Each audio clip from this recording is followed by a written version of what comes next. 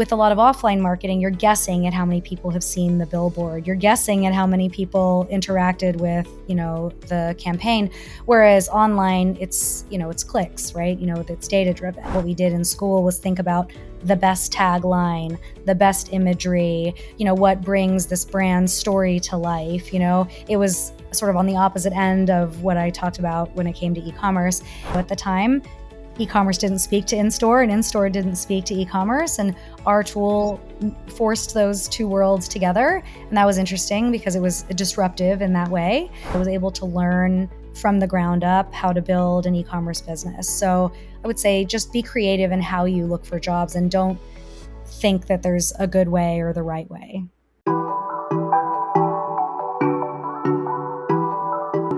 Hi all, good morning. Today with Natasha, who's a passionate, results-driven leader in the online marketing space and operations with experience spanning retail, luxury, and B2B technology. She has an entrepreneurial mindset and has helped teams scale to a larger level just because she understands what it takes for teams to be successful.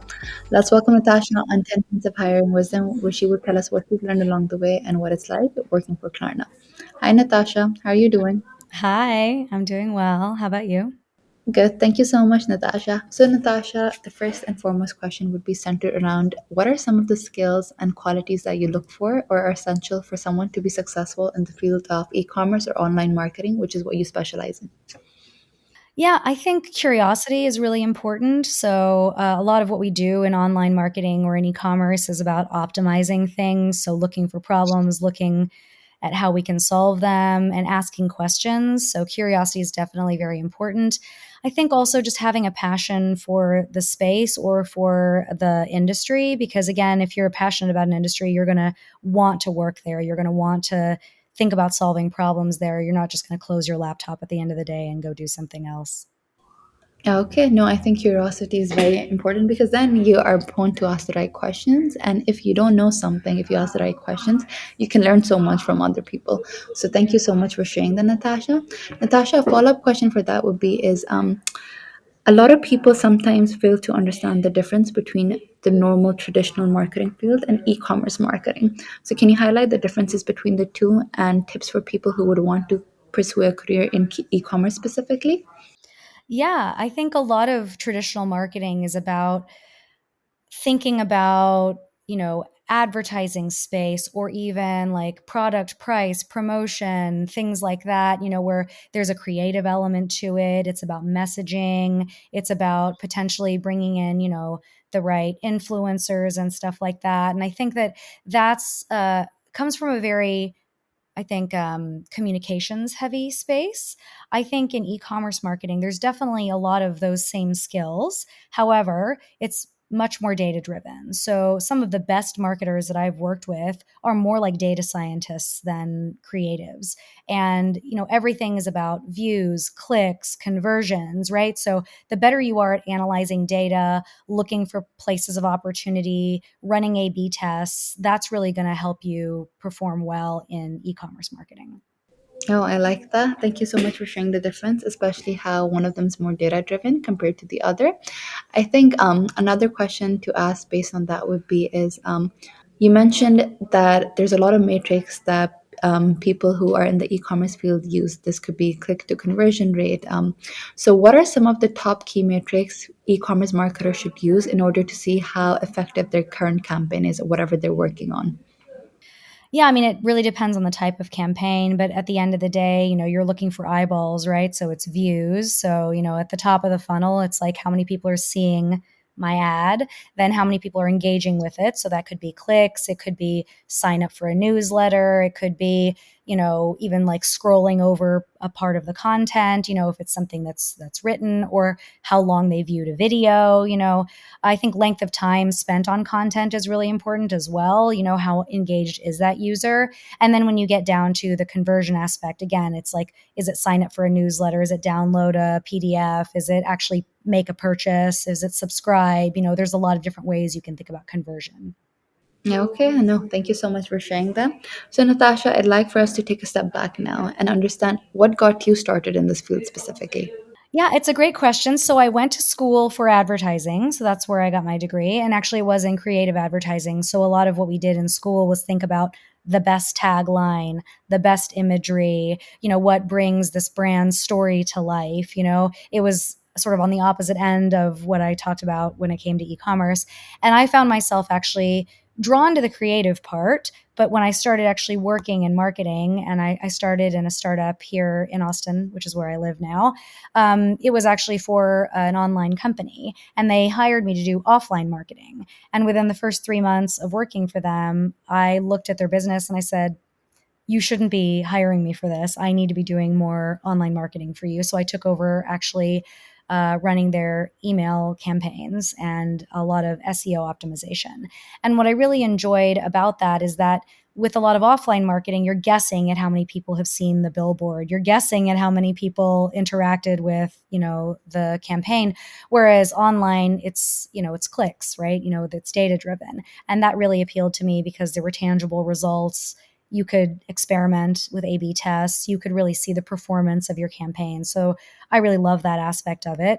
As I grew in my career, I sort of expanded my scope beyond marketing to look at the entire e commerce journey. So not only the marketing aspect, but also merchandising on retailers' sites, looking at how to fulfill orders, how to optimize that customer experience, customer success, and after I sort of moved into the e-commerce space, I realized that working with just one brand, you only got an understanding of their challenges. So at that point in my career, I wanted to work what I would say vendor side, not client side. And that's when I joined Hero, and I started working across multiple different retailers to understand how we could leverage our technology to help them improve sales using both their stores and their online presence. And that was really interesting to me because it was a way of merging two very separate worlds. At the time, e-commerce didn't speak to in-store and in-store didn't speak to e-commerce, and our tool forced those two worlds together. And that was interesting because it was disruptive in that way.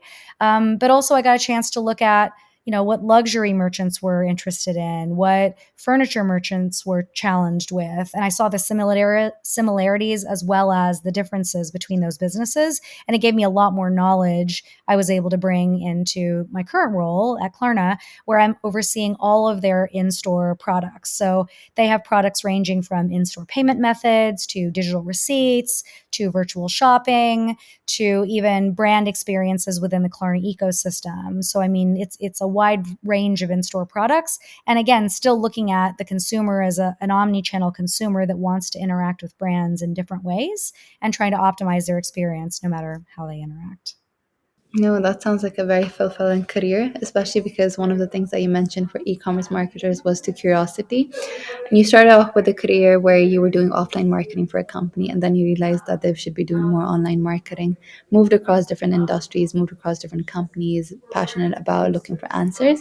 And here you are successful making the merge between retail stores as well as e-commerce marketing, which is something that's very impressive.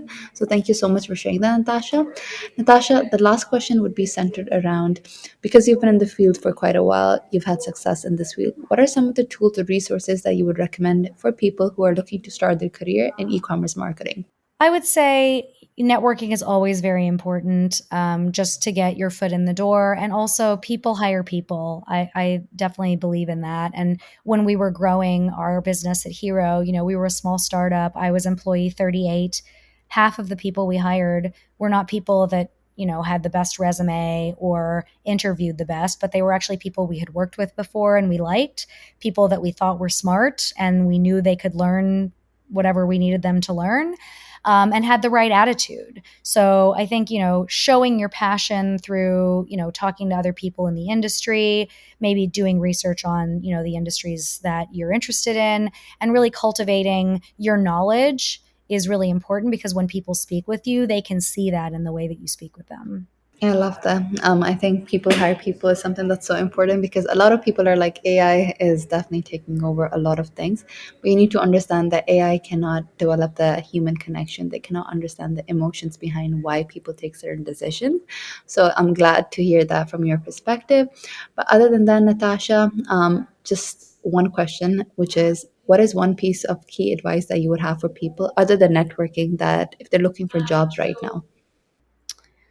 I would say be creative. And I'll give an example from my personal experience. I was looking to move to New York and I wanted to work in fashion. And I was going all the traditional routes in terms of job seeking, applying through LinkedIn, et cetera. And I actually looked on Craigslist just for fun. And I saw a small business that had posted a job for an e commerce coordinator. They didn't even have a website. They had no idea what they were doing. And I saw it as an opportunity to come in as an expert and really help this business out. And that was probably one of the most rewarding jobs that I ever had because I was able to learn from the ground up how to build an e commerce business. So I would say just be creative in how you look for jobs and don't think that there's a good way or the right way. No, that sounds amazing. Hats off to you, because a lot of the people think Craigslist is just for selling things, buying things, looking for apartment listings, but it worked out for you, and I'm glad it did, because you helped that business scale to a larger scale. But Natasha, other than that, our time is up. It was a pleasure learning about you, your journey, how you moved across different companies and found your true calling. It was a pleasure learning from you, your experiences, and what you learned along the way. And I'm pretty sure people who are starting a career in e-commerce would be very happy to listen to your tips and advices regarding that specific field. Thank you so much.